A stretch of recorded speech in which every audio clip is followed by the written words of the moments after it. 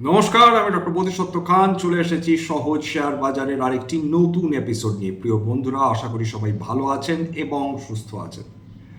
আজকের মার্কেটটা যেটা দেখলেন সেটা বিগত 4 দিন ধরেই কন্টিনিউ করছে, অর্থাৎ পরপর লাগাতার 4 দিন ধরে বাজারে আমরা পতন দেখছি। তার মানে কি এটা বোঝাচ্ছে যে ভারতীয় বাজার একেবারে রসাতলে যাবে, ভারতীয় শেয়ার বাজার আরও বেশি করে ডুববে? এই মুহূর্তে বলা বড় কঠিন, কারণ ওই যে রেঞ্জ 22,800 নিচের দিকে এবং 24,500 ওপরের দিকে, সেটা কত মাস ধরে তার মধ্যে ট্রেড করছে বলুন তো? কখনো নিচে চলে যাচ্ছে, কখনো ওপরে চলে যাচ্ছে, কিন্তু এই মোটামুটি 1700 পয়েন্টের মধ্যেই ঘোরাফেরা করছে লিটারালি নিফটি। অর্থাৎ যতক্ষণ না কনক্লুসিভলি 22,800 ভেঙে নিচে নামছে ততক্ষণ কখনোই এটা বলা সম্ভব না যে বাজারে বড় কারেকশন আসবে। অথবা বুল মার্কেটের কথা যদি আমরা ভাবি, এই মুহূর্তে সেটা বড় উচ্চাশা হয়ে যাবে যে ভারতীয় বাজার বুল মার্কেটের মধ্যে এন্ট্রি নিতে চলেছে, এরকম বলা প্র্যাকটিক্যালি এই মুহূর্তে সেটা সম্ভব না। কেন? তার কারণ আপনারা নিজের চোখেই এখনই দেখছেন যে এই মুহূর্তে যখন কথা বলছি ব্রেন্ট ক্রুড $99 প্রতি ব্যারেলে পৌঁছে গিয়েছে। $99। ক্রুড অয়েল সেটাও প্রায় $88 প্রতি ব্যারেল, সেটা মাফ করবেন $90 প্রতি ব্যারেল সেটা ট্রেড করছে আজকের দিনে। কেবলমাত্র ব্রেন্ট ক্রুড 4.5% উপর উত্থান এবং ক্রুড অয়েল 4% উপর উত্থান ইতিমধ্যেই দেখে ফেলেছে। সোনা কিছুটা কমেছে, অর্থাৎ সোনাও রেঞ্জ বাউন্ড এবং সেটা প্রায় 1% কাছাকাছি পতন। রুপোর পতন প্রায় 2.5%। কি চলছে মধ্যপ্রাচ্যে? এখন আর শুধু স্ট্রেট অফ হরমুজ নিয়ে গল্প করে লাভ নেই। স্ট্রেট অফ হরমুজে ইরান গোলাগুলি করে একের পর এক তেলবাহী ট্যাঙ্কারকে জ্বালিয়ে দিচ্ছে, একের পর এক নাবিক হতাহত হচ্ছেন। অন্যদিকে যেটা বিগত কয়েকদিন আগে আলোচনা করেছিলাম, যে ইয়েমেনে, অর্থাৎ ইয়েমেন একটা অতি ক্ষুদ্র দেশ এবং মধ্যপ্রাচ্য দেশগুলোর মধ্যে সবচেয়ে বেশি গরিব দেশ, এবং তাতে এবং ঠিক সৌদি আরবের নিচে অবস্থান করে এই ইয়েমেন, তার একটা বিশাল অংশ অর্থাৎ উত্তর ইয়েমেন পুরোপুরি দখলে রয়েছে হুতিজ বলে কিছু রেবেলসের, অর্থাৎ বিপ্লবীদের, যারা সেই দেশের অ্যাডমিনিস্ট্রেশনকে টেনে নামাবার চেষ্টা করছে। এই হুতিজরা তারা রেড সি বন্ধ করে দিয়েছে, অয়েল এম্বার্গো জারি করে দিয়েছে। একের পর এক সৌদি আরবের অয়েল ট্যাঙ্কারগুলোর ওপর আক্রমণ শানাচ্ছে, কিছুগুলোকে ইতিমধ্যেই ক্ষতিগ্রস্ত করে দিয়েছে। মনে রাখবেন যে ইয়েমেনের এই হুতি রেবেলসরা সম্পূর্ণভাবে পরিচালিত ইরানের কর্তৃপক্ষের দ্বারা। এই মুহূর্তে গোটা ব্যাপারটা যেটা দাঁড়াচ্ছে যে ঘামাসান যুদ্ধ চলছে বলে কম বলা হয়। পরপর 12 দিন, লাগাতার 12 দিন আমেরিকার বিমান বাহিনী তারা ইরানের বিভিন্ন পাবলিক ইনফ্রাস্ট্রাকচার এবং আর্মি ইনফ্রাস্ট্রাকচারকে তছনছ করেছে, ধ্বংস করেছে এবং অতীতে ভবিষ্যতেও সেটা করতে থাকবে বলেই আপাতত মনে হচ্ছে। 20 বাও জলে গিয়েছে শান্তি চুক্তি। শান্তির কোনো গল্প নেই। নিশ্চয় কোনো না কোনো দেশ আপ্রাণ চেষ্টা চালাচ্ছে যাতে শান্তি আনা সম্ভব হয়, কিন্তু এই মুহূর্তে যেটা দাঁড়াচ্ছে যে প্রথম আঘাত আমরা অলরেডি সহ্য করে ফেলেছি। অর্থাৎ ভারতের অর্থনীতি ইতিমধ্যেই একটা খুব জোরালো ধাক্কা, বড় ধাক্কা খেয়ে গিয়েছে ফেব্রুয়ারির 28 তারিখ থেকে চলা যুদ্ধে, যেটা জুন অবধি কন্টিনিউ করেছিল। এইবার সেকেন্ড ওয়েভ অফ অ্যাটাক আসছে ভারতের অর্থনীতির ওপর। একেবারে কোমর বেঁধে বসে থাকুন, কারণ আমাদের ইনফ্লেশন আঘাত করতে চলেছে ইতিমধ্যেই। যেটা কস্ট অফ প্রোডাকশন সেটা মাত্রাতিরিক্ত বৃদ্ধি পেয়ে গিয়েছে। কি মনে হয় যুদ্ধ, এই যে বিভিন্ন যুদ্ধকালীন পরিস্থিতিতে বিভিন্ন যে তেলবাহী ট্যাঙ্কার প্রত্যেকটা ইনশিওর করা থাকে, এই মুহূর্তে কোনো ইন্স্যুরেন্স কোম্পানি রাজি হচ্ছে না এই জাহাজগুলোকে ইনশিওর করার ব্যাপারে। এবং যদি বা কিছু ইন্স্যুরেন্স কোম্পানি তারা রাজি হয়ে থাকে এদেরকে ইন্স্যুর করতে, তারা অন্তত 100 গুণ বেশি স্বাভাবিক পরিস্থিতিতে ইন্স্যুরেন্সের যে চার্জ থাকে, যে প্রিমিয়াম থাকে, তারা 100 গুণ অবধি চার্জ করছে। ফ্রেট চার্জেস, কোনো জাহাজই তেল বহন করতে চাইছে না, এবং তার ফলে যে জাহাজগুলো সাহস করে স্ট্রেট অফ হরমুজ বা রেড সি দিয়ে পারাপার করতে চাইছে তারা 10 গুণের বেশি ফ্রেট চার্জ বাড়িয়ে দিয়েছে। ভারতের অর্থনীতি আবার নতুন চ্যালেঞ্জের মুখে। $99 যখন ব্রেন্ট ক্রুড ট্রেড করছে, তার সঙ্গে প্রিমিয়াম যোগ করুন, ইন্স্যুরেন্স কস্ট যোগ করুন, ফ্রেট চার্জেস যোগ করুন, তাহলে ভাবুন যে প্রতি ব্যারেল তেল কত দামে ভারতবর্ষকে কিনতে বাধ্য করা হচ্ছে। এবং এই পরিস্থিতিতে ডলার যা করার সেটাই করছে। ডলার ভারতীয় মুদ্রা অর্থাৎ টাকার এগেনস্টে আরো বেশি শক্তিশালী হয়ে গেছে। আজকের দিনেও দারুণ শক্তি দেখিয়েছে।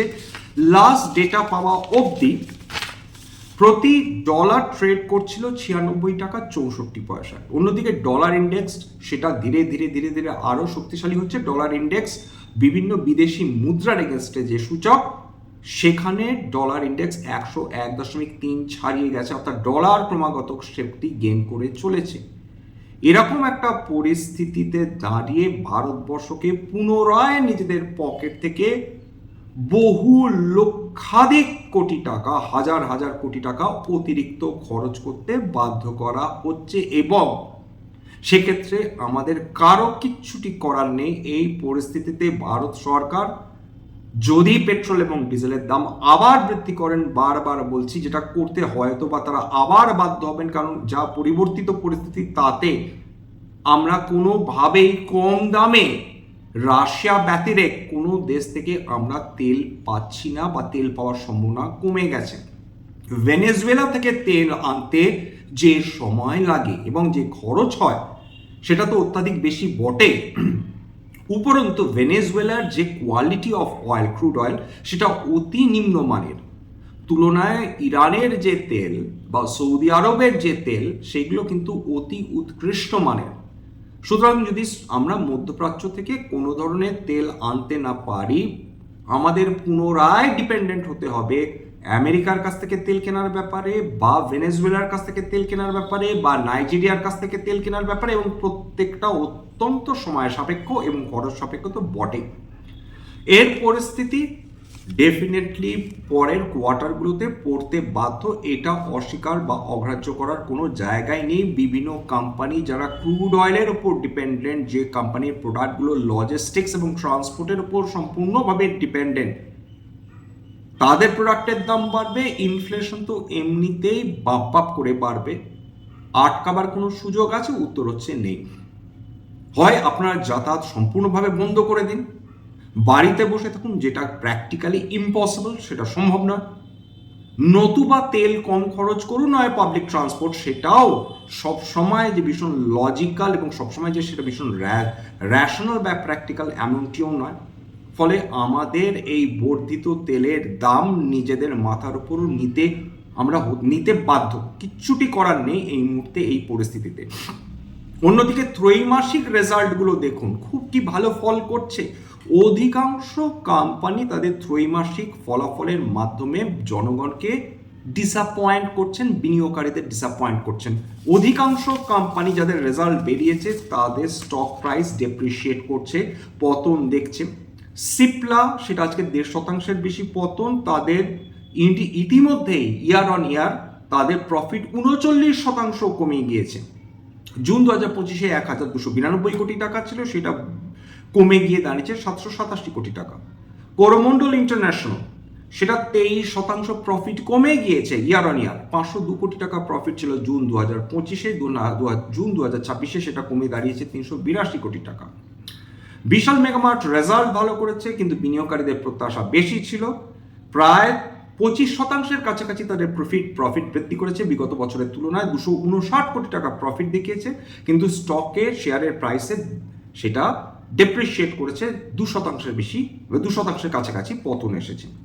চেন্নাই পেট্রোলিয়াম বিশাল লস করেছে, মাফ করবেন, বিশাল লাভ করেছে, কিন্তু সেখানেও পতন, অর্থাৎ 1017 কোটি টাকা লাভ করেছে। বিগত বছরে সেখানে 57 কোটি টাকা লস ছিল, কিন্তু বিনিয়োগকারীদের পছন্দ হয়নি, তাদের মনে হয়েছে যে বেটার পারফর্ম করতে পারতো চেন্নাই পেট্রো, সেটাও প্রায় 2% কাছাকাছি পতন। অন্যদিকে ছোট স্মল ফিন্যান্স ব্যাঙ্কগুলোর মধ্যে উজ্জ্বল উজ্জীবন স্মল ফিন্যান্স ব্যাংক, সেটার রেজাল্ট খুবই ভালো করেছে। 103 কোটি টাকা প্রফিট ছিল জুন 2025-এ, সেইটা প্রায় 3 গুণ বৃদ্ধি পেয়ে 317 কোটি টাকা প্রফিট দাঁড়িয়েছে। তার ফলে প্রায় 6% কাছাকাছি উত্থান আজকের এই স্টকে। পিভিআর আইনক্স বিগত বছরে 54 কোটি টাকা লস ছিল, এই কোয়ার্টারে জুন কোয়ার্টার 26-এ 56 কোটি টাকা প্রফিট হয়েছে, যদিও পিভিআর আইনক্সে আহামরি কোনো অ্যাপ্রিসিয়েশন হয়নি। এবার এশীয় মার্কেটগুলো দেখি। এশীয় মার্কেটগুলো আজকেরও মোরলেস পজিটিভলি ট্রেড করেছে বলা যেতে পারে। কসপি সেটা আজকেরও 4%-এর উপর উত্থান, হ্যাংসেং 1%-এর বেশি উত্থান, নিক্কেই প্রায় 0.38% উত্থান, সাংহাই 0.25% উত্থান। কিন্তু ভারতবর্ষের শেয়ার মার্কেট সেটা কম্পারেটিভলি আন্ডার পারফর্ম করছে, ভালো পারফরমেন্স দেখাতে পারছে না। কোয়ার্টারলি রেজাল্টস যদি কোম্পানিগুলো ভালো না করতে পারে, তাহলে যতই জিওপলিটিক্যাল টেনশন থাকুক, ক্রুড অয়েলের দাম বৃদ্ধি হোক কিংবা এআই ডিসরাপশন হোক না কেন, বিনিয়োগকারীদের মূল আগ্রহী কিন্তু এটা থাকে যে একটি কোম্পানি তার ত্রৈমাসিক ফলাফল ভালো করলো কি করলো না। এই ক্ষেত্রে কোনো কোম্পানি তাদের ত্রৈমাসিক ফলাফল উচ্চাঙ্গে করছে এমনটি ভাবার কোনো জায়গা নেই। আদানি পাওয়ার 2%-এর বেশি পতন, 43%-এর বেশি প্রফিট তারা বৃদ্ধি করেছে। এই কোয়ার্টারের প্রফিট দাঁড়িয়েছে 4,749 কোটি টাকা, অথচ বিনিয়োগকারীদের মনে ধরেনি। নেসলে তাদের প্রফিট বৃদ্ধি হয়েছে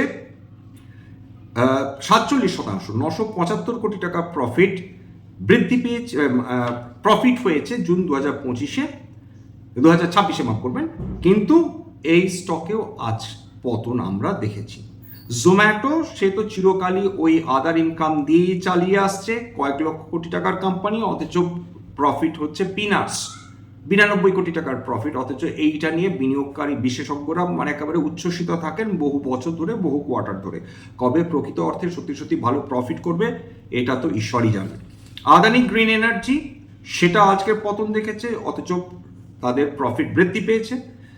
707 কোটি টাকা ছিল 2025-এ, সেইটা বৃদ্ধি পেয়ে দাঁড়িয়েছে 925 কোটি টাকা।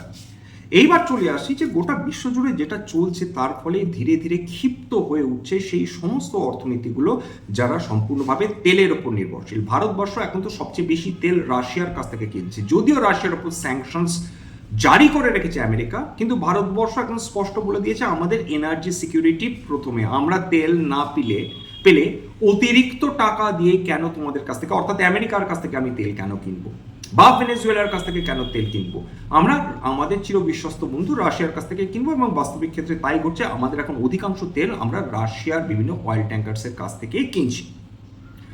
এই একটা পরিস্থিতিতে যেখানে ইরান সম্পূর্ণভাবে একেবারে মধ্যপ্রাচ্যের সমস্ত দেশগুলোকে বিভ্রান্ত তথস্থ ভীত করে রেখেছে, এবং যেভাবে কোরিয়া, জাপান, তাইওয়ান থেকে শুরু করে চায়না কোনো দেশই তেল পাচ্ছে না, একমাত্র রাশিয়াও সাপ্লাই করতে পারছে, কিন্তু রাশিয়ার কাছ থেকে তেল পেতে অনেক সময় লেগে যাচ্ছে। সেই পরিস্থিতিতে গোটা বিশ্ব যদি খেপে ওঠে, এবং খাববে কার এগেনস্টে? আমেরিকার এগেনস্টে খেপার কোনো জায়গা নেই। আমেরিকা বিশ্বের সবচেয়ে শক্তিশালী দেশ, তাকে খেপিয়েও লাভ নেই, তার এগেনস্টে খেপেও কোনো লাভ নেই।